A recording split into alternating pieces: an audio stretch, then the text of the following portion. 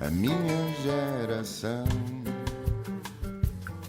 Este país também é para novos e é por isso que recebemos em estúdio um jovem candidato a candidato ao Parlamento Europeu em 2024, que decidiu vir aqui apresentar a candidatura pelo LIVRE. Já lá vamos. Tem 27 anos, nasceu em Matosinhos e viveu até aos 20 em Lessa da Palmeira, a terra mais bonita de Portugal, já diziam os Expensive Soul.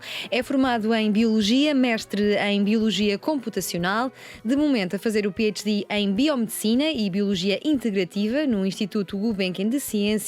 Desde cedo tentou perceber o que implicava cada profissão para encontrar uma que o fizesse sentir realizado. Recentemente percebeu que não lhe interessa assim tanto que ofício ter, mas em que problemas sociais quer intervir e como os pode resolver. Francisco Paupério, muito bem-vindo. Eu é que agradeço o convite.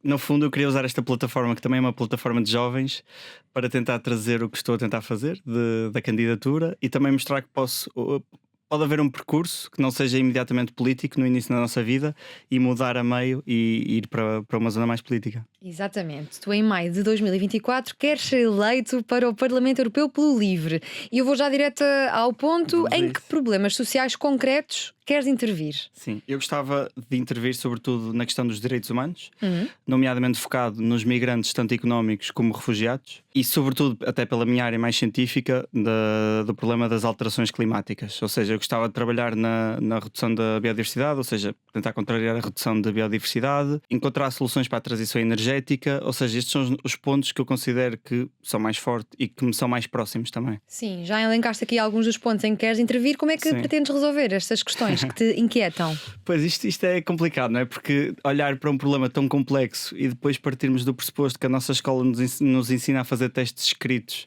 individuais e ter que solucionar um problema que abrange todo o planeta com 7 mil milhões de pessoas é bastante complicado. Eu acho que é por fases e eu enquadro-me numa primeira fase. Esta candidatura serve sobretudo para aumentar a participação cívica das pessoas e dos cidadãos. Ou seja, temos um primeiro objetivo que é trazer pessoas fora da política para a política e não necessariamente partidária, e é importante realçar isso, pessoas porque...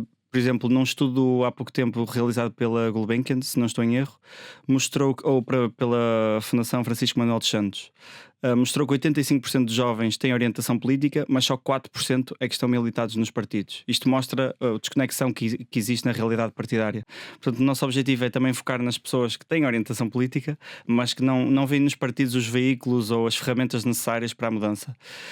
E esta candidatura serve um bocado para dar espaço a jovens e a pessoas, principalmente fora dos partidos, para partilhar as suas visões, os seus problemas e as suas soluções. Por outro lado, nós queremos manter este diálogo até ao final, se tudo correr bem, da eleição, ou seja, ao final do mandato, e que seja um processo bastante dinâmico, ou seja, que as pessoas nos possam aproximar e nós também vamos tentar fazer essa aproximação ao longo do mandato, perceber quais são os problemas que realmente estão a afetar. Por exemplo, a inflação não foi prevista nas eleições de 2019, não é? A guerra não foi prevista, é preciso um ajuste e é preciso estar sempre conectado ao longo do mandato, no fundo. Eu acedi logo à tua proposta de vires aqui porque acho muito interessante começarmos já a pensar nas eleições europeias que são daqui a um ano, mas na verdade são as próximas eleições que nós temos à frente dos olhos. Quais é que são os temas quentes que se debatem em 2023 no Parlamento Europeu e que imaginas que vão continuar a ser debatidos em 2024? A crise pós-pandemia, alterações climáticas, migração, refugiados? Eu acho que nós vamos ter os problemas que já enfrentamos, que é a questão das alterações climáticas, a crise de refugiados, e acho que em cima disto poderá vir a questão dos extremismos, porque é uma vaga que aumentou em 2019 bastante e temos quase certeza que vai continuar a aumentar, o que vai tornar a balança do Parlamento Europeu bastante diferente do que é hoje e provavelmente vai dar mais poder de negociação a esses partidos extremistas. Quando falas de extremismo, falas de extrema-direita? Falo principalmente de extrema-direita, sim. Porque esses, em princípio, são os que vão subir mais na Europa. Porque o caso português é paradigmático comparado com o resto da Europa, que nós temos um partido comunista e assumidamente comunista que não é tão comum no resto dos países europeus. E veste a partilhar Parlamento Europeu com malta de Itália, por exemplo? Complicado. Vai-nos unir as pastas, mas o resto, se calhar, nem por isso. Eu acho que esses partidos não estão propriamente para negociar, lá estão principalmente para destruir o que é feito, e acho que vai ser um bocado a democracia contra o resto. E acho que pode haver pela primeira vez uma União Europeia que tenha que assumir que há um bem comum que tem de ser protegido, que é a democracia europeia.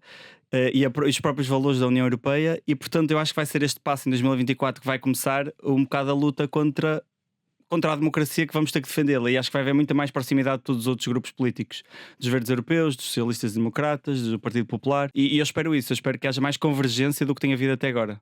Eu interrompi-te aqui com a Meloni, uma pequena provocação, mas tu Claro. estavas a dizer-me temas quentes que se debatem atualmente no Parlamento Europeu. Não sei se queres concluir. Sim, para mim é muito cara a questão sobretudo da biodiversidade, que nós estamos, as pessoas podem não saber isto, mas neste momento nós estamos a perder espécies a ritmos 100 vezes mais do que a última extinção em massa.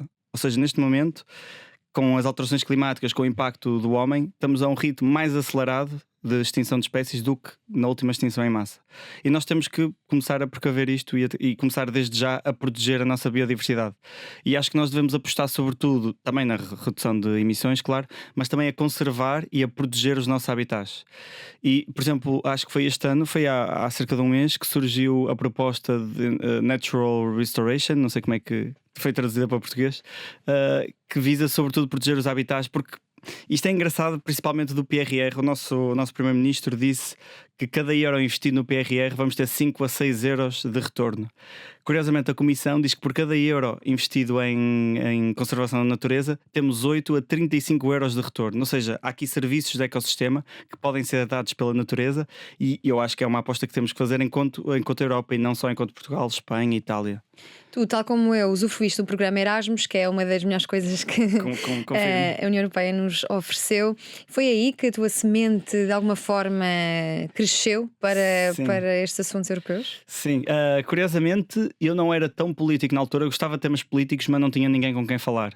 Ou seja, sempre passei a faculdade fora dos temas políticos, seguia apenas porque gosto de seguir notícias, mas foi aí numa realidade em que tinha 40 a 50 nacionalidades fechada numa residência, num contexto a seguir à Troika, em que havia muitos países do Sul ainda com alguns receios dos países do Norte, que começam a haver algumas discussões em relação ao que aconteceu. Eu fui em 2016 e, portanto, começam a haver algumas discussões já de ok, isto aconteceu, ouvi isto, vamos pensar já no futuro, não vamos ser tão reativos. Não foi nessa altura que o Jasselblum disse que os países do Sul eram Sim, exatamente, só copos e mulheres, exatamente. O meu Erasmus, se calhar, foi parecido, mas Mas olha, tu dizes que foi nessa experiência internacional na República Checa Exatamente. que te percebeste que os problemas são transnacionais. Exatamente. Que problemas são estes que eu são comuns? comecei a notar que os ódios, entre aspas, que nós víamos em Portugal em relação à Merkel, em relação ao FMI, eram partilhados pelos espanhóis, pelos italianos, pelos gregos. Vi que as pessoas do norte, de Noruega, da Suécia, tinham as mesmas ideias, não é? Que o pessoal do Sul só se divertia, que não trabalhava. Ou seja, havia uma partilha já de pressupostos que era parecida entre países. Mas mais do que isso, eu acho que foi importante perceber que foi através da cooperação, chegamos todos a acordo que através da cooperação entre países do Norte e países do Sul, os países do Sul ficaram melhores e os do Norte são muito mais fortalecidos com uma Europa forte. Ou seja, mesmo sem percebermos muito de política, já tínhamos essa ideia de isto foi bom para a Europa. E, apesar de os portugueses terem passado mal, os espanhóis terem passado mal, os italianos terem passado mal, conseguíamos chegar a um acordo de ok, passamos mal, mas vocês também melhoraram com isto. Não é só meter dinheiro lá e depois também pagar as consequências. Sim. Mas o facto de termos uma união forte também contribui para o melhor desenvolvimento deles. Tu estás muito entusiasmado com estas eleições, já podemos ver. Em Bruxelas também já se sente esse entusiasmo em torno da nomeação de candidatos à liderança das instituições europeias, mas por cá este euroentusiasmo nunca é muito, De todo. nunca é grande, e mesmo perto das eleições. Porquê é que as europeias são consideradas uma espécie de segunda liga democrática? Eu acho que nós não temos a percepção do que é feito na Europa. Na Europa, este momento, 70% da legislação portuguesa é feita no Parlamento Europeu. Ou seja, O que é que isso significa? significa que nós transpormos leis ou adaptamos leis que são decididas lá. Nós não decidimos cá no nosso Parlamento. Não temos qualquer poder em relação a elas. Ou podemos mandar para o Tribunal de Contas ou para o Tribunal da Justiça Internacional, mas temos muito pouca margem de manobra. A margem de manobra realmente que podemos ter é lá, em Bruxelas e em Estrasburgo. E eu acho que é o facto das pessoas não perceberem da importância da Europa que faz com que as pessoas se afastem da Europa. Eu tenho muitas vezes pessoas que me perguntam porquê que estás a candidatar ou porquê que queres candidatar ao Parlamento Europeu quando temos aqui o problema nacional, Portugal tem tantos problemas, porquê que isto acontece? E o que eu respondo é, se eu me candidatasse à junta de freguesia, se calhar não me fazias essa pergunta, porque tinhas noção de das melhorias que eu podia ter numa junta. As pessoas, eu acho que não percebem que melhorias é que podemos ter no Parlamento Europeu. E isto revela um profundo desconhecimento sobre o Exatamente. funcionamento da União Europeia. Como é que Exatamente. funciona o Parlamento Europeu? 705 participantes, Exatamente. tu queres ser um deles. Eu quero ser um deles. E gostas muito da forma como funciona. E eu gosto bastante da forma Porquê? como funciona. Então é assim, o Parlamento Europeu tem 705 deputados. Funciona, basicamente há 3 instituições principais. Há o Conselho da União Europeia, que é composto por representantes de todos os países, e é onde são decididas as estratégias globais da União Europeia. É aí que é decidida realmente a estratégia. Depois nós temos uma espécie de governo, que é a Comissão Europeia, que tem um ou uma presidente e 26 comissários, ou seja, uma nacionalidade representada, e que é no fundo o governo, trata do orçamento, propõe as leis, faz no fundo a gestão diária corrente da União Europeia. E depois temos o Parlamento Europeu, que é o único órgão que é democraticamente eleito, ou seja, que as pessoas podem realmente ter uma intervenção direta, e as pessoas não percebem isso, e que é a única forma de escrutínio que temos a todas estas políticas e estratégias que são definidas na Europa. E daí ser tão importante votarmos no Parlamento Europeu, porque acaba por ser o único órgão de escrutínio e não tem iniciativa legislativa, ou seja, mesmo assim ainda está atrás dos outros nessa matéria. Em Portugal, a maior parte da retórica à volta da União Europeia tende a centrar-se no dinheiro que Exatamente. recebemos da União Europeia, mas, curiosamente, de acordo com o Eurobarómetro de 2022, Portugal é o país com maior confiança na União Europeia, 69%. Como é que isto se explica? É por causa dos fundos, justamente? Sim, eu acho que há boa percepção da Europa por causa dos fundos. Realmente chegam muitos mais fundos à Europa do que nós damos à Europa. Ainda estamos nessa fase, mas também é importante perceber que nós não vamos ficar nessa fase muito tempo. E quando se discute a entrada da Ucrânia, que são 50 milhões de pessoas, penso, as nossas cotas e os nossos fundos vão diminuir drasticamente. Ou seja, nós estamos no último período de realmente investimento em Portugal, dos fundos de coesão. Portanto, nós estamos numa fase ótima para estar na Europa. Eu gosto de considerar, ou considero que a partir daqui também vamos gostar de estar na Europa, mas o acesso aos fundos não vai ser suficiente, porque vai reduzir bastante e temos que encontrar outras razões. Sim, então além dos fundos, o que é que as europeias decidem que têm impacto na nossa vida diária? Já aqui mencionaste os 70% da legislação nacional que vem de Bruxelas, eu já li a algum lado que é 80%, portanto em ambos os casos são números altos, mas o que é que tenta aqui elencar-nos para que as pessoas que estão a ouvir percebam a importância destas eleições? Sim, imagina, uma data de impostos são definidas lá fora. A taxa de carbono inicialmente foi pensada lá fora, algumas taxas sobre o setor financeiro que também vem de fora. Para quem não sabe, o regulamento da água foi feita na Europa, ou seja, há regulamentos, ou a maior parte dos regulamentos são realmente feitos lá, aqueles mais técnicos em relação aos recursos, em relação ao Tribunal Europeu. Também penso que há muita coisa que passa para Portugal. Portanto, há muitas áreas onde acaba por interferir diretamente, não é? E que nós depois não temos muito poder de manobra cá. Ou seja, a partir do momento, acho que há 2 tipos de legislação. Há um que são as diretivas e os regulamentos. Eu não tenho certeza disto.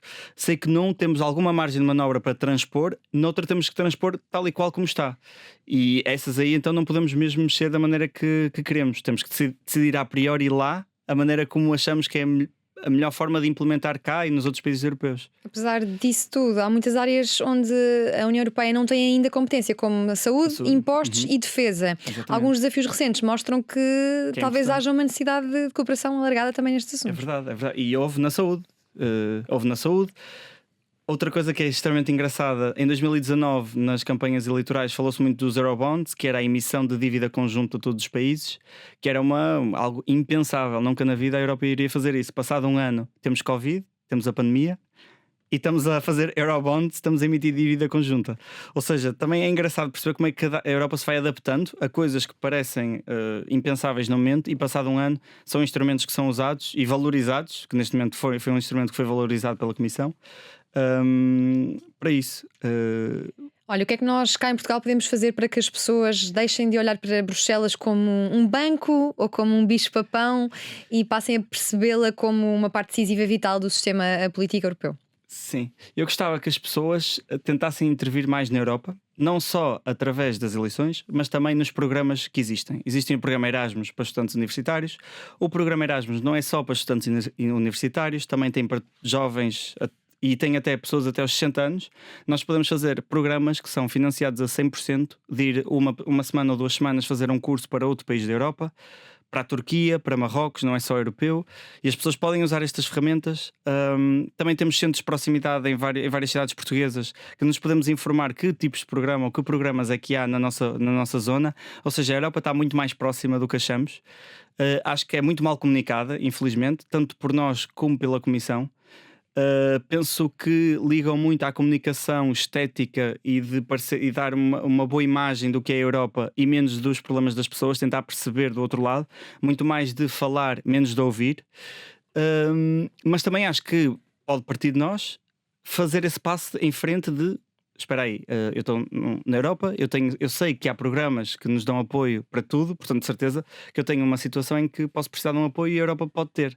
Portanto, se eu for pesquisar a um destes centros mais locais, de certeza que tenho profissionais que nos vão ajudar a encontrá-los. Olha, Francisco, se as europeias fossem hoje, com base na média das 3 sondagens de janeiro de 2023 efetuadas em Portugal, PS e PSD podiam chegar aos 7 eurodeputados, respectivamente. O Chega teria 3, a Iniciativa Liberal podia eleger 2, o Bloco de Esquerda poderia não ir além de 1, a CDU não deveria eleger. Até lá, falta um ano. Estes números podem e devem mudar. Achas que o LIVRE vai eleger? Se eu não achasse, não estava cá. Isso juro. Se não achasse, não estava cá. Acho que há uma dinâmica que eu gostava de construir, precisamente ao longo deste ano, e por isso é que tentei anunciar o mais cedo possível, que é a questão de dar esperança e otimismo, sobretudo aos jovens, mas não só aos jovens. E o que eu queria fazer era precisamente partir destas sondagens que nos mostram uma extrema-direita com 3 deputados em 21, é bastante, e tentar dar uma dinâmica e uma alternativa, porque eu considero que há muito populismo e muito extremismo que cavalga nos problemas das pessoas.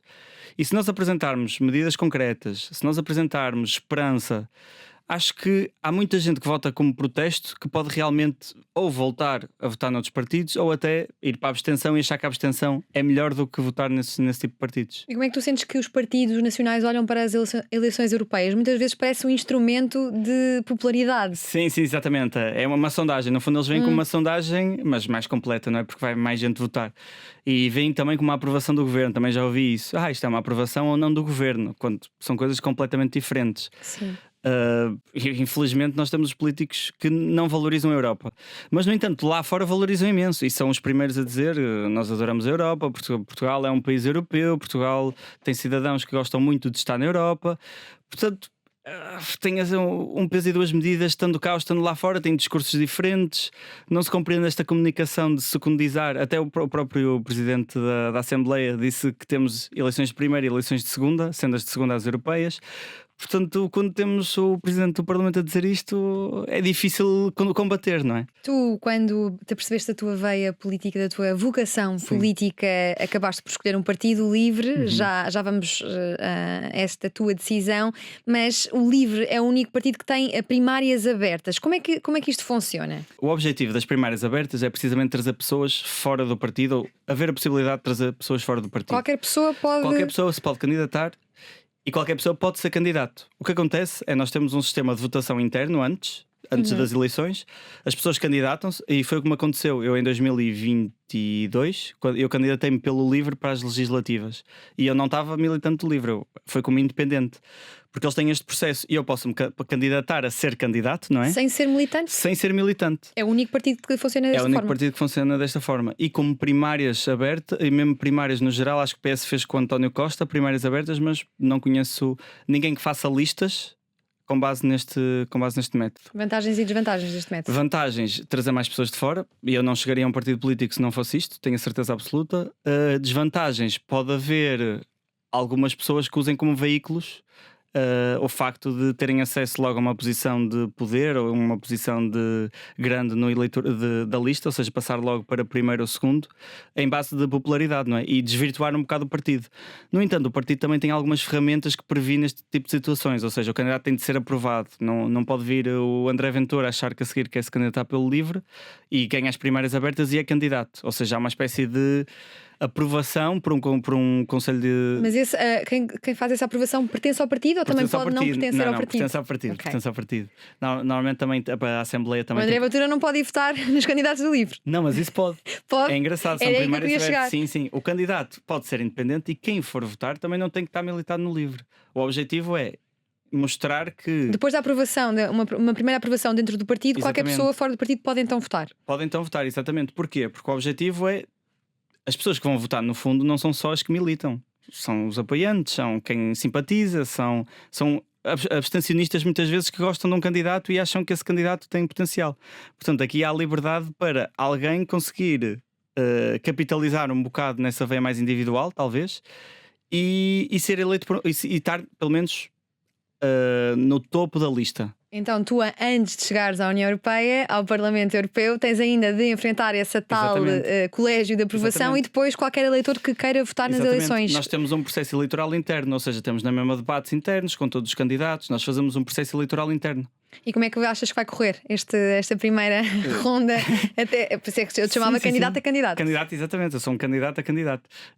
Sim, eu sobretudo queria ganhar alguma experiência e como eu não vim da política desde cedo, não tenho pessoas na política, acho que só com mãos na massa é que também aprendemos. Mais do que isso, eu tenho mesmo a expectativa de ser o cabeça de lista, tenho mesmo a expectativa de ficar em primeiro lugar e é esse o objetivo da candidatura. E o processo interno eu acho que é muito positivo porque também permite auscultar as bases do partido, permite perceber os enquadramentos porque o LIVRE é um partido um pouco heterogéneo, traz pessoas de várias ideologias e é bom também estar conectado às várias ideologias, perceber as nuances de várias posições e esse momento serve antes da campanha para definir realmente quais vão ser os temas, quais vão ser as medidas, tudo isso. Acho que é um bom. Porquê é que escolheste o LIVRE? Já sabemos que há aqui uma vantagem em relação a ver estas primárias abertas, que não encontras noutros partidos, mas imagino que não tenha sido apenas este o fator eu decisivo. posso contar o meu processo, não tenho problema nenhum em contá-lo e, aliás, tento inspirar outras pessoas a que realmente queiram seguir política e não se revêem tanto nos partidos, que era o meu caso, não me conseguia rever em nenhum partido diretamente. E tinha medo um bocado da hierarquia partidária, ou seja, tinha medo de entrar, de ter que abanar bandeiras 15 anos, de ter que ir fazendo não sei o quê, que não queria, para chegar a um cargo realmente que tivesse impacto. Então o que eu fiz primeiro fui para a JS, não cheguei a militar ou a integrar, o que eu fiz foi ir a algumas reuniões, pedi, gostava só de ver algumas reuniões. Ao fim de 3 reuniões percebi que não era para mim, por um excesso de formalismo numa juventude, não é? Para mim foi super estranho ter, por exemplo, uma conversa de 1 hora com o ministro em que os primeiros 30 minutos era agradecer ao secretário de não sei quê por ter cedido espaço, era agradecer a não sei quem por ter permitido estar aqui, era agradecer a não sei quem porque assinou uma ata para estarmos aqui. Isso é formalidade de quase tudo em política em Portugal, pelo menos. Sim, mas isso afasta as pessoas, não é? Afastou-me a mim. A partir desse momento fui a Teresa e disse: não, isto não é para mim, não é a minha forma de fazer política, não é esta, não tenho que gastar 30 minutos. E o tempo está contado para os jovens porque têm que trabalhar, têm que ter as suas relações pessoais, relações familiares e estar a gastar 30 minutos a agradecer a uma pessoa que eu não conheço, não vou fazer isso.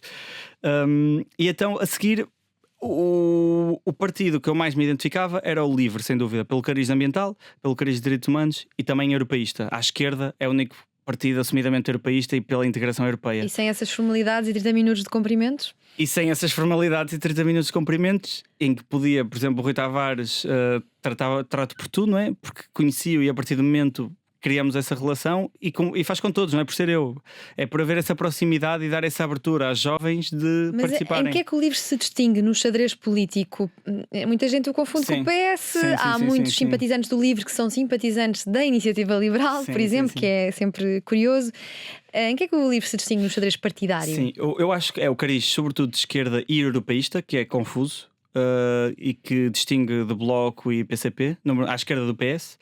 E depois tem preocupações sociais que estão em Portugal associadas à esquerda, não é? Direitos humanos, antirracismo, e sim, infelizmente só está associado à esquerda em Portugal. E é aí que se distingue dos outros partidos à direita, não é? O facto de ser pró-direitos humanos, de ser ativamente antirracista, antipopulista, de pró-democracia, tentar lutar pela democracia. Depois, em questões mais práticas, temos a componente da democracia participativa, ou seja, de pôr mais pessoas a participarem nos processos eleitorais, nos processos legislativos. Por outro lado, temos uma componente ambiental mais forte, que, por exemplo, em relação ao PAN, o PAN trata muito de direitos dos animais, de florestas, gestão de resíduos. Eu acho que nós conseguimos complementar os 3 setores, não só o público, mas também o privado e o terceiro setor. Conseguimos juntar mais os xadrez que existem na sociedade, que são os 3 setores, e arranjar soluções que os 3 estão mais confortáveis. Em termos económicos, distingue-nos o facto de não sermos tão estatistas, ou seja, não queremos que o Estado participe tanto na economia, apesar de defendermos a regulação e que tem de ser uma economia planeada ou mais planeada do que a atual. Isso também nos distingue à esquerda dos outros partidos, que querem mais Estado. Nós queremos um melhor Estado, não é? Mas eu acho que todos queremos melhor Estado. Agora, eu acho que, a minha opinião neste sentido é que nós temos de ter um Estado que funcione melhor. Não necessariamente tenha mais recursos, porque isso não quer dizer que funcione melhor. E podemos trabalhar em conjunto, e acho que é aí que liga com a IEL, no sentido de ambos queremos melhor Estado, só que a IEL acha que conseguimos isso através de menos Estado. O LIVRE talvez diz que não é preciso reduzirmos o Estado para sermos melhores. Podemos, com o que temos, ser ainda melhores. E se haver uma melhor gestão.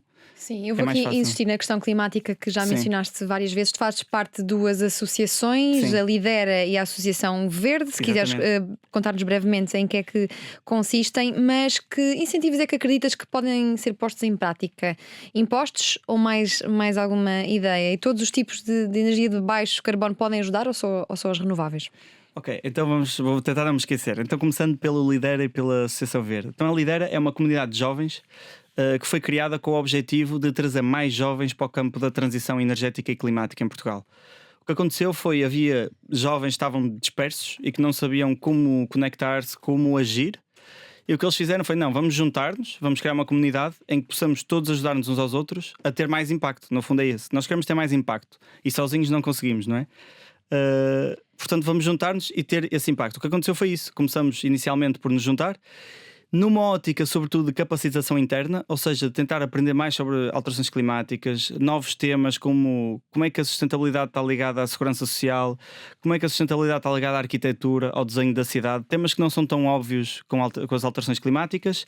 E agora passamos a uma fase mais de capacitar os outros. E agora fazemos alguns eventos nas universidades, como o Climate U, em que procuramos, no fundo, num dia, fazer o que são as alterações climáticas, exemplos que estão a combater as alterações climáticas e como é que tu podes agir para combater as alterações climáticas. Tentar dar estes 3 apoios às pessoas para desenvolver os seus próprios projetos. E está a correr muito bem. Temos apoio da Gulbenkian, temos apoio de outras associações e acho que está a correr otimamente bem. Estamos a conseguir ter mais impacto e notamos que nos próprios projetos individuais acabamos por ter mais impacto. Um dos projetos individuais acaba por ser a Associação Verde, que é de um grande amigo, João Gonçalo Soutinho, que fez um projeto de mestrado em que andou a medir 4.000 árvores, o que ele chama de gigantes verdes, que são árvores de grande porte, no Concelho de Lousada. Porquê as árvores de grande porte? Porque estas árvores têm muito mais carbono acumulado do que as outras. Ou seja, elas fazem um trabalho, entre aspas, muito mais eficaz do que árvores que estamos a plantar agora, que só vão ter esse trabalho daqui a 20, 30 anos. Portanto, ele acabou por perceber que é muito mais importante proteger as árvores grandes que temos, porque realmente são a máquina que está a fazer a compensação carbónica, do que as outras. E então criou a Associação Verde, que é uma associação que está, no fundo, a fazer, pela primeira vez em Portugal, a compensação carbónica protegendo estas árvores. Ou seja, qualquer empresa, qualquer pessoa que queira compensar a sua pegada, pode dirigir-se a esta associação, que vai fazer a compensação protegendo estes gigantes verdes. O que é um gigante verde? É uma árvore em que não conseguimos abraçar o troco. Ou seja, é giro para as pessoas perceberem se é uma gigante ou não. Tentamos abraçar o tronco. Todas as árvores que nós não conseguimos abraçar são gigantes. E merecem no sentido de dão mais poder à transição, porque são realmente os instrumentos da natureza mais fortes para compensar. Em terra, porque depois ainda temos as pradarias marinhas que também fazem esse papel. Eu tenho sempre algum problema com as alterações climáticas e com a expressão transição energética e climática, porque nunca se percebe muito bem do que é que nós estamos a falar. E por isso é que eu te perguntava que incentivos é que acreditas que podem ser postos em prática. É tudo impostos? Então é assim, primeiro explicando de onde é que vêm as alterações climáticas. As alterações climáticas vêm sobretudo do aquecimento global que está a existir, que provém muito possivelmente, e há muitos estudos a provar que termos um dióxido de carbono mais elevado na atmosfera cria o aquecimento global. Só que o nome alterações climáticas é, no fundo, as consequências que provêm deste aquecimento global. Ao longo da história, há ciclos de aquecimento e redução de temperatura. São normais. O que não é normal é, num espaço de 200 anos, aumentarmos tanto a temperatura como agora. Só para termos noção, nos últimos 30 anos, nos últimos 100 anos, aumentamos 1,2 graus já, a temperatura média do globo. Se formos ver ao longo da história, para aumentar isto precisamos de 20, 30 mil anos, 40 mil anos. Ou seja, nós estamos a reduzir a 100 mil vezes o tempo da transição. E como a nossa biodiversidade demora tempo a adaptar-se, nós não estamos a dar espaço a essa biodiversidade para se adaptar. E de onde é que nasce a transição energética? Porque 70% das nossas emissões provém de energia. seja através dos transportes, que é cerca de 17%, seja através da indústria de construção, que é mais 20%, ou seja, uma grande parte vem dos transportes e da construção. E 70% vem diretamente de energia, ou seja, nós precisamos ter energia mais limpa possível, e daí a transição energética associada à transição climática, porque nós queremos reduzir emissões. E se olharmos para a fatia do bolo, a maior fatia é a energia, mas também temos outros campos, temos a agricultura, temos a pecuária, temos o lixo, temos a extração de minérios, ou seja, a energia é muito falada porque realmente tem um papel maior nas emissões. E todos os tipos de energia de baixo carbono podem ajudar ou só as renováveis? E aqui quero saber a tua posição em relação à energia nuclear. É super controverso. Isto é uma opinião pessoal, não é do LIVRE, não é à esquerda, não é dos verdes europeus, por exemplo. O que eu acho é a energia nuclear tem potencial se falarmos de fusão, ou seja, uma tecnologia que ainda não existe e que aí não traz tantos resíduos. Em questão de ser uma alternativa eu acho que nós devíamos ter feito esse estudo há 50 anos, que não foi feito o estudo. Alguns países decidiram avançar, como França e Alemanha. Outros países decidiram não avançar, como Portugal. Na altura não avançaram, sobretudo, eu acho que foi uma boa decisão pelo tamanho de Portugal. E o facto de termos uma instalação nuclear pressupõe ter grandes volumes de energia para a construção na altura. Agora já há outras construções nucleares que permitem uma redução e que já pode ser ajustável a Portugal. Mas na altura acho que fizemos bem essa decisão de Portugal não tinha terreno para tanto. Agora, desta perspectiva, o que podemos fazer é do presente, não é? Olhando para o presente. Nós temos 30 anos, supostamente as metas europeias, para nos tornar neutras carbonicamente. Um edifício nuclear demora cerca de 10 a 15 anos a ser feito. Pelo menos é o que eu tenho visto. Sei que agora cada vez é feito de forma mais rápida, mas eu acho que 10 anos desde que é pensado, até aprovado o dinheiro, até a construção, até a começar a fornecer energia, acho que é cerca de 10 anos. Eu não acho que, principalmente em Portugal, não acho de todo que seja viável apostar numa construção que só daqui a 10 anos ou 15 anos é que nos vai dar esse proveito. Se pensarmos a nível europeu nas centrais que já temos, se calhar podemos usá-las e, como estão em funcionamento, podemos usar como parte desta transição. E aí não tenho grandes problemas, apesar de achar que construir de novo com as alternativas que temos, se calhar pode não ser a melhor solução. Mas mais uma vez, o que eu ouço dos especialistas é que é preciso estudar a implementação e que as pessoas não costumam fazer isso. E no nuclear, acho que é preciso estudar mesmo a sua implementação e as suas consequências. Então o que é que nos vai salvar? É o hidrogénio? Eu também sou um bocado cético em relação a uma tecnologia que ainda não existe ou que está a ser estudada e que não se sabe bem se vai escalar da maneira que se espera. Nós temos algumas energias que funcionam, é a solar, agora temos a eólica offshore, ou seja, no oceano, e essa para mim é das que tem mais potencial, que tem mais potencial.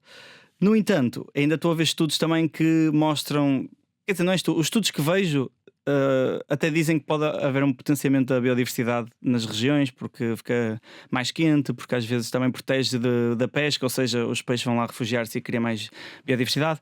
No entanto, também vejo associações locais a dizerem que no raio de 1 km não há fauna. Portanto, isto é uma coisa muito recente, isto tem 2, 3 anos em Portugal, é preciso ser estudado, mas no entanto já foi aprovado 10 gigawatts de construção, ou seja, isto vai para a frente, infelizmente sem os estudos necessários. Vamos ver como é que corre. Mas a verdade é que temos que apostar nas renováveis, que também não podemos dizer que as renováveis não têm impacto. Claro que têm um impacto a nível de minérios, a nível material. Há sempre um impacto, tudo tem impacto. Temos de escolher o melhor impacto e o que conseguimos controlar melhor. A União Europeia tem estabelecido metas ambiciosas para a redução de emissões de gases de efeito de estufa e ia-te perguntar justamente se achas que estão a fazer um bom trabalho e se vão conseguir cumprir tudo aquilo que se propõe. É sim, são as mais ambiciosas do mundo, ponto 1. Nesse caso podemos dizer que estão a fazer um bom trabalho. Se é suficiente, não é suficiente. E eles têm consciência disso, porque, por exemplo, o relatório, o painel intergovernamental para as alterações climáticas diz-nos que não é suficiente. Diz-nos que se continuarmos como estamos agora e se continuarmos com as metas de Paris e tudo isto, vamos continuar a aumentar até os 2,5 graus, provavelmente. Ou seja, não é suficiente. Cientistas, uma equipa de 1000 cientistas que faz um relatório de 1600 páginas sobre o tema, que depois faz um relatório de 160 páginas para decisões políticos e que faz um com 16 páginas para o público em geral. Ou seja, nós podemos consultar a justificação para porque é que não faz sentido. E eu posso dar aqui alguns casos, que é... o próprio aumento da temperatura acaba por ter como consequência processos que favorecem o aumento da temperatura do planeta. E um dos problemas que estamos a ver agora é que a temperatura está a aumentar cada vez a um nível mais rápido. E nós podemos ter uma situação em que não é possível inverter. Mas isto é especulativo, nós não sabemos se esse momento vai chegar. Mas é possível que chegue. Se a União Europeia, que é a mais ambiciosa neste campo, não está a fazer o suficiente, o que é suficiente? O que é que nós, enquanto países, podemos fazer? Obrigar os países de onde importamos a ter práticas mais conscientes? Olha, exatamente, uma das medidas que estamos a pensar é precisamente isso: é colocar uma espécie de norma ou regulamentação para todos os produtos ou serviços ou energia que importamos terem algumas considerações ambientais, de direitos humanos, e pode ser feito, e já começa a ser feito com o gás natural agora da Rússia. Nós estamos a fazer esse papel de, ok, a Rússia é um invasor, portanto nós não vamos querer financiar esta guerra deste lado, portanto vamos tentar escolher outros parceiros económicos. Nós podemos fazer isto para tudo, em questões de direitos humanos, em questões ambientais, não temos que fazer só em questão de guerra. E sim, eu acho que é por aí que temos que participar. Agora, o facto de sermos os mais ambiciosos também não nos pode permitir achar que está feito e achar que já estamos a fazer o máximo que conseguimos. Não estamos a fazer o máximo que conseguimos. Estamos a fazer o máximo que as nossas elites políticas acham que conseguimos.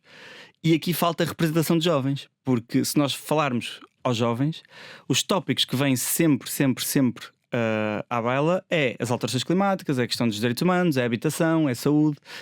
E portanto, e se formos perguntar a uma pessoa de 60 anos, a média de deputados no Parlamento Europeu neste momento é 50 anos. Se formos perguntar essa média, eu diria que metade deles não há de falar de alterações climáticas, há de falar na transição digital, há de falar no envelhecimento da população, que também é um tema muito importante, mas há de falar de outros temas. E daí é que é importante a representação, é colocar os temas visíveis na mesa que não são falados, porque as pessoas que têm interesse em falar deles não estão presentes nos centros de decisão. Outro dos assuntos que te encanita são as desigualdades sociais, um tema que encanita muita gente há muitos anos e que continua em cima da mesa todos os dias. O que é que há a fazer neste campo? Podemos sair da União Europeia e andar por países que falam a língua portuguesa, e as desigualdades sociais estão lá bem à vista de quem as quiser ver: Brasil, Moçambique, Cabo Verde, Portugal. O que é que há a fazer neste campo? Então nós temos aqui um aspecto positivo, um aspecto negativo. Um aspecto positivo: as desigualdades entre países estão a diminuir. Ou seja, os países designados de terceiro mundo ou de nível 1 estão a crescer e estão-se a aproximar do topo da tabela. Isso é bom. Agora temos uma parte negativa, que é: dentro do país a desigualdade está a aumentar. Ou seja, a desigualdade intra-países está a aumentar. Que é estranho pensarmos como no século XXI estamos a caminhar para uma sociedade mais desigual dentro do país. Nós até temos uma medida para combater um pouco isto, que é uma taxa sobre transações financeiras. Porque nós reparamos que, especialmente em Portugal, o rendimento que vem do trabalho é muito menor quando comparado, por exemplo, ao capital. E especialmente para uma geração jovem que está em início de vida, ver que depende mais do dinheiro que a família acumulou do que o próprio trabalho que pode ter durante a vida, desincentiva, não é? O trabalho.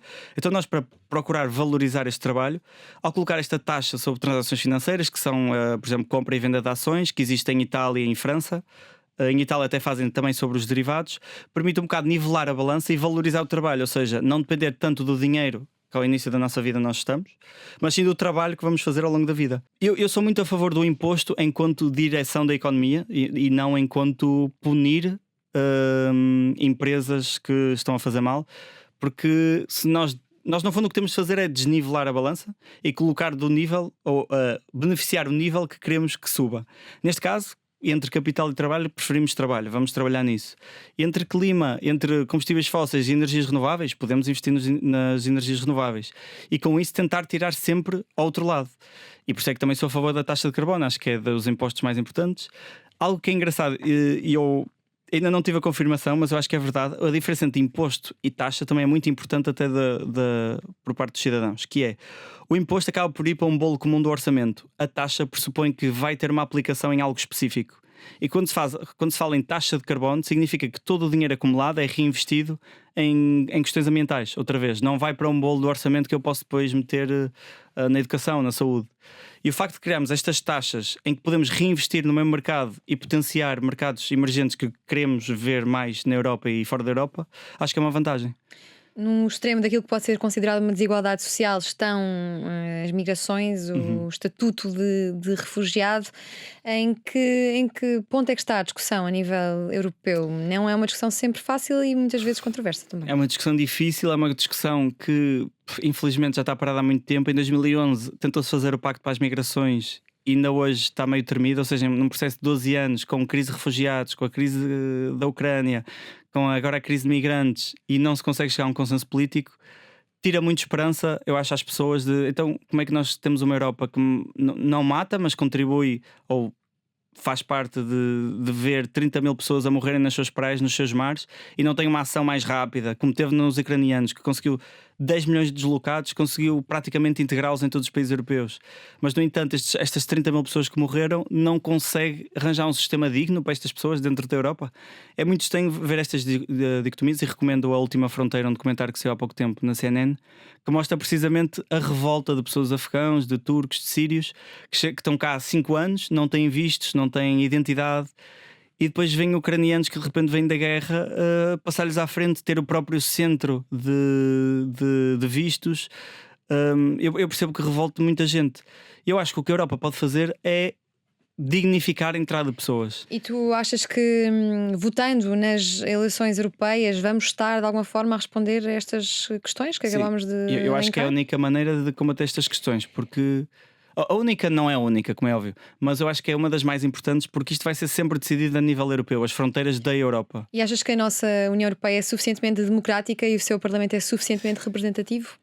Não é todo representativo, não é? Podemos ver a quantidade de jovens, podemos ver a quantidade de migrantes e até o nosso Parlamento. Nós não temos nenhum migrante que eu saiba no nosso Parlamento e, no entanto, são 700 mil em Portugal. Ou seja, é quase 8% da população que não está representada em Portugal. Na União Europeia haverá de ser parecido, 10%, arriscaria a dizer 10, 15%. E os países pequenos achas que têm voz suficiente ou o sistema está montado para favorecer o eixo franco-germânico? Está claramente montado para favorecer esse eixo e viu-se, e há um exemplo prático, que é a questão do gás natural e da energia nuclear. Há cerca de 3 anos, quando foi discutida a terminologia verde, ou seja, a terminologia que mostra em que é que a Europa pode investir, havia dúvidas, porque o gás natural não é uma energia renovável, é um combustível fóssil. Portanto, obviamente não podia estar na terminologia verde. Mas a Alemanha estava muito dependente do gás natural. Por outro lado, a França estava muito dependente do nuclear, e o nuclear, mais uma vez, não é verde, porque tem resíduos radioativos. O que é que eles chegaram a acordo? Ok, se não podemos tirar as duas, vamos meter as duas. E então neste momento a Europa pode investir em nuclear e pode investir em gás natural, porque a Alemanha e a França quiseram. Todos os outros países não tinham esse interesse. E aí vê-se a potência e é inegável, e não acho que temos que ir contra eles para mudar as coisas. Temos é que ir moldando e ir alterando as coisas que conseguimos. E faz sentido a utilização da mesma moeda sem uma política fiscal comum? É um ponto forte, sim. Eu não consigo perceber, eu não sou economista, mas não consigo perceber como é que é possível. Temos a mesma moeda e não temos um mínimo de harmonização fiscal na Europa. Como é que nós podemos permitir competição desleal entre países, não é? No fundo, um país ser a sede de todas as empresas que estão a atuar no mercado europeu? Como é que nós podemos facilitar o comércio entre países europeus se a política fiscal é diferente? Como é que uma empresa em Portugal quer vender em Espanha? Mas a burocracia não é a mesma, a política não é a mesma, portanto eu tenho que estudar para entrar no mercado espanhol. Como é que nós não tentamos harmonizar? Eu não estou a dizer criar uma política fiscal única para a Europa, não é isso. É harmonizar, é ter sistemas em paralelo em todos os países e ter margens, realmente, como a taxa do IRC das empresas, pode ser dentro de um intervalo, não é como vemos agora, que é um bocado selvagem, e eu acho que acaba por contribuir para a transparência da fiscalidade, acaba por dar mais cooperação entre Estados, porque eu acho que o comércio passa a ser mais de cooperação e menos de competição, e aí se calhar uma parte mais ideológica, acredito mais na cooperação do que da competição. E é aí que eu vejo essa integração europeia a acontecer. E em relação à capacidade militar, temos uma guerra em curso, bem perto da União Europeia. Achas que deve ser desenvolvida uma capacidade militar comum na União Europeia capaz de enfrentar as ameaças de hoje e de amanhã? Sim, eu gosto de pensar que a Europa tem que ter a sua própria autonomia militar e de defesa, que não tem neste momento. Está muito dependente da NATO e dos Estados Unidos. Eu acho que é importante darmos esse passo em frente se quisermos ser, lá está, como eles dizem, comissários e deputados, o farol do mundo. E para ser o farol do mundo temos de ter uma autonomia estratégica que os outros países têm, como os Estados Unidos. E nós neste momento não temos essa autonomia, nem energética, nem estratégica, não temos quase autonomia nenhuma, nem nos próprios alimentação não temos autonomia. E eu acho que precisamos focar um bocado nessa autonomia. Não é fechar-nos para o mundo, mas é ganhar competências cá dentro e ganhar ferramentas que nos permitam depois tomar algumas decisões que nós não podemos neste momento tomar porque estamos dependentes de outros, muitas vezes. Continuando a olhar para esta odiosa invasão russa da Ucrânia, sentes que há uma crescente divisão do mundo em blocos? Por causa da guerra? Sim, claro. Entre Estados Unidos e Europa versus Rússia e China. A China acho que se está a posicionar mais do lado russo, que é muito perigoso para a Europa e para os Estados Unidos, porque grande parte dos nossos produtos vem da China e eu não sei como é que se vai descalçar esta bota da nossa dependência da China, e tentar no fundo criar essa autonomia. Vamos ver como é que isto vai desenvolver.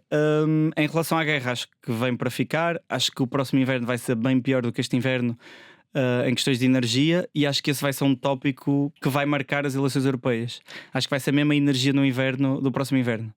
Francisco, eu queria agradecer porque estou aqui a fazer-te uma data de perguntas difíceis e tu estás a responder de forma bastante breve e aqui para suavizar um pouco o clima. Sim. Pergunto-te pela semana de 4 dias. Qual é a tua posição? Achas que é vantajosa e todos os países da União Europeia podem aplicá-la da mesma forma? Eu diria que há uns anos diria que era vantajosa sem saber, não é? Porque não havia estudos a comprovar. Neste momento, com algumas experiências que já foram feitas na Europa de empresas, eu consigo dizer que, principalmente para alguns setores tecnológicos, sem dúvida que pode ser uma opção e até devia ser uma opção. Pelo que ali nos estudos e nas experiências feitas cá na Europa, tem algumas vantagens óbvias, que é a melhoria da qualidade da vida dos trabalhadores e patrões, porque no fundo, com mais um dia livre, temos mais um dia para estar com a família, para fazer os nossos hobbies, para dedicar a outras coisas.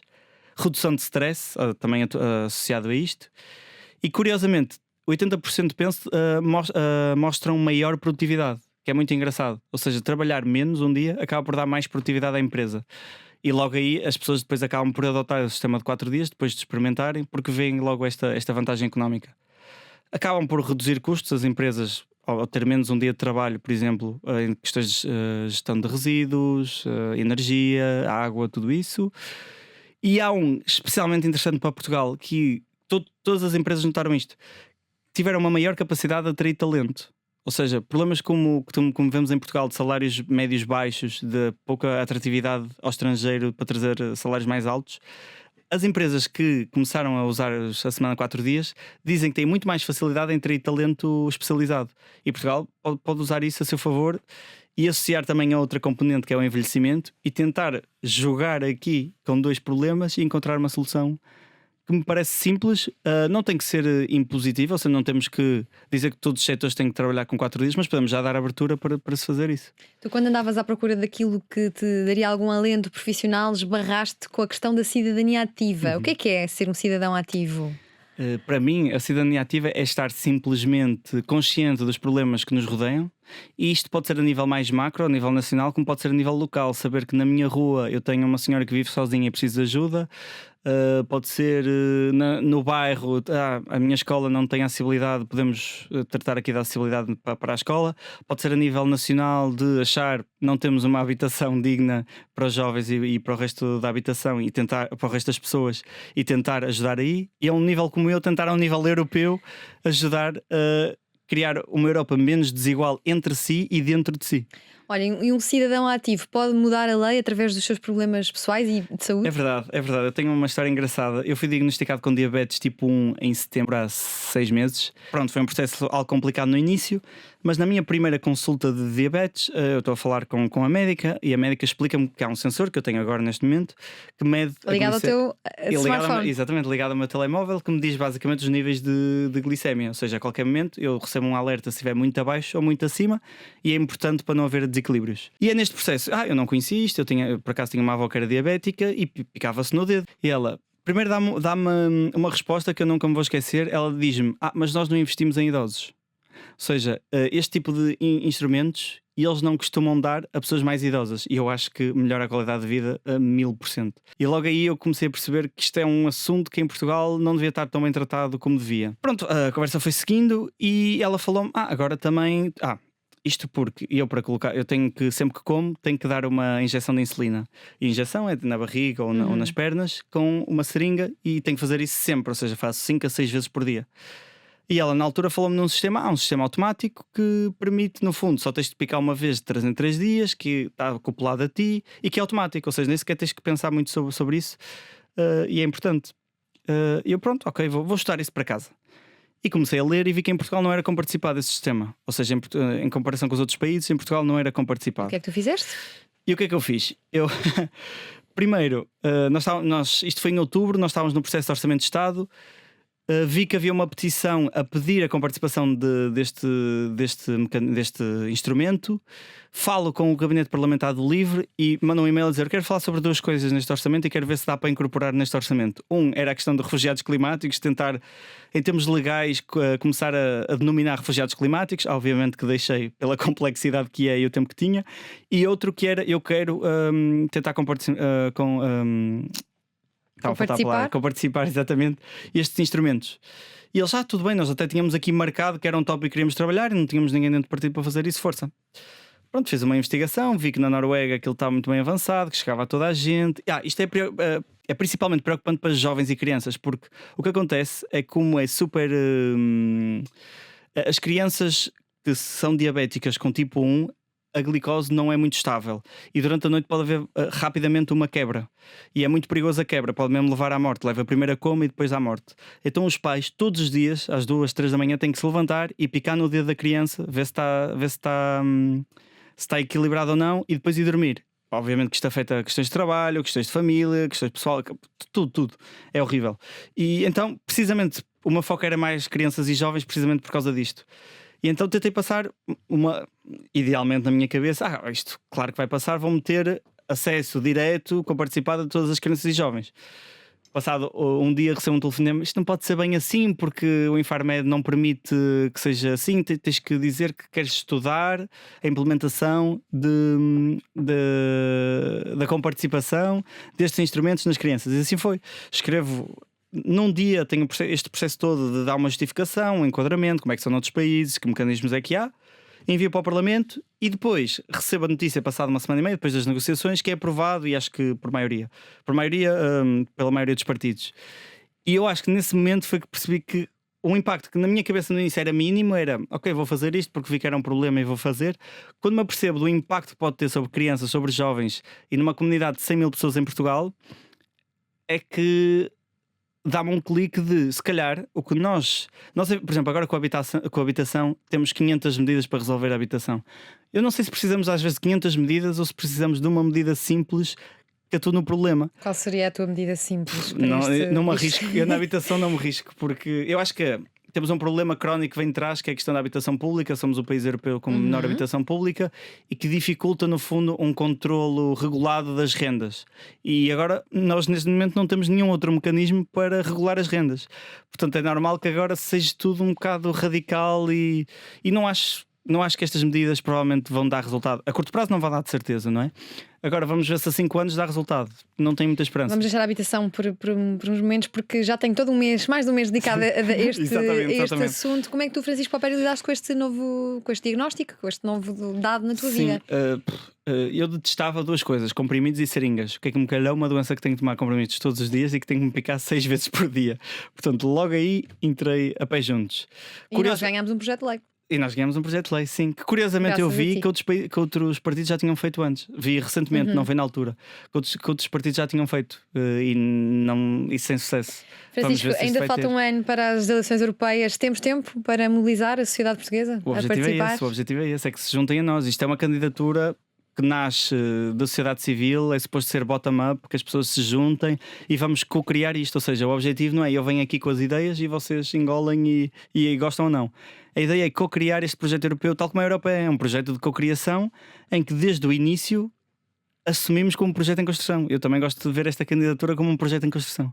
É um projeto em construção. Filho, sobrinho e neto de físicos, decidiu estudar biologia por considerar que é a ciência mais complexa. Jogou vôlei durante parte da infância, no Leixões.